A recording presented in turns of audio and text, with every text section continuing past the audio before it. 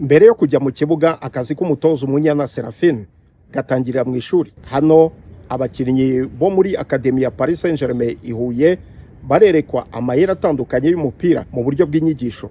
Topic yacu y'uyu munsi ni attaque rapide. Iyo tuvuze attaque rapide mwumva iki? Très bien. Uburyo twatakamo twihuta, sibyo? Intego yacu ntabwo ari ugukina gusa, ahubwo ni uburyo twigisha abana bakina ariko bazi nibi n'umukino, basobanukirwa n'umukino bakina uwo ari wo. Umwana abashe kwisomera ko habaye iriya situation harakurikiraho iki. Nkuko babibonye dutangira hariya, banza gusobanurira umwana kugira ngo abashe kumva, noneho ibyo twasobanuye abashe kubiterura bitereke mu kibuga. Pasi igenda, come on!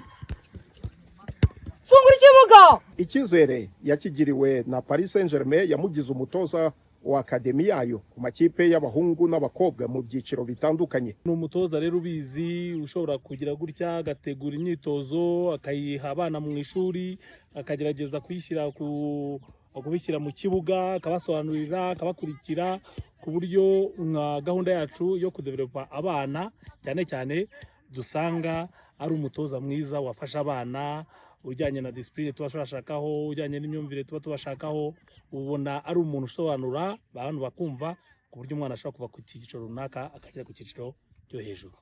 Ari mu bagore beza rero babatoza mu gihugu dufite bashobora kuba bajya muri gahunda yacu kandi bigatanga umusaruro.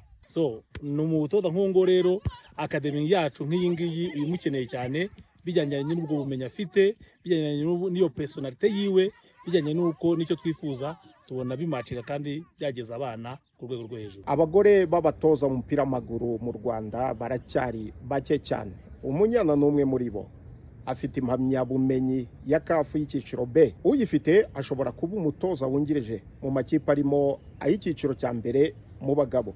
Gusa aho Umunyana ngo yahahuriye n'imbogamizi. Tugira imbogamizi cyane cyane nko mu makipe y'abagabo, usanga ba nyina amakipe akenshi batatugirira icyizere.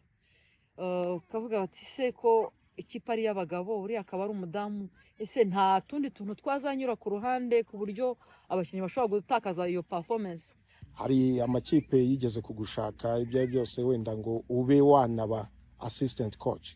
Hari umwe wigeze kumpropoza, ndanabimwemera ko numvaga mbishaka kandi numva biri mu ntego zanjye, ariko nyuma baza kumvikana na komite basanga ko bitaba byiza. Impamvu bamuhaye, bamubwiye ko staff hafi yose ni abagabo, kuba yazamo ari umuntu umwe ngo bishobora kuba byateza ikibazo, ariko ndahamya ko ibyo ngibyo iyo wabaye umutoza ari inshingano uba wafashe, ari responsibility.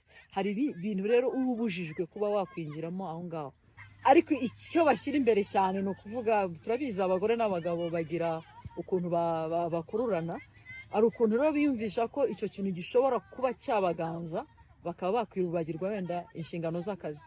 Ariko mu by'ukuri ibyo ngibyo n'umuntu usanzwe udafite uwo mutima ntabwo ibyo byatuma bijyamo ku buryo byatuma udakora akazi washinzwe. Wumva wafata ikipe nka Mukura ukayikocinga rwose ukaba wanaperforminga neza no kurenza abatoza b'abagabo? Birumvikana, mpaye nk'ikipe nko muri Première Division mu bagabo iyo ari yose, yaba hano mu Rwanda cyangwa no hanze yayo, ikipe nshobora kuyifata nkayivana ku rwego runaka nkayigera ku rwego rwisumbuyeho kuruta urwo yariyo, nkoresheje ubumenyi n'ubuhanga mu mupira nize. Uretse kuba umutoza muri Academy ya Paris Saint-Germain, Umunyana ni n'umutoza w'ikipe y'igihugu y'abagore kandi akaba umwarimu wa CAF wigisha abandi bashaka impamyabumenyi zibanze mu byiciro bya CAF D na C.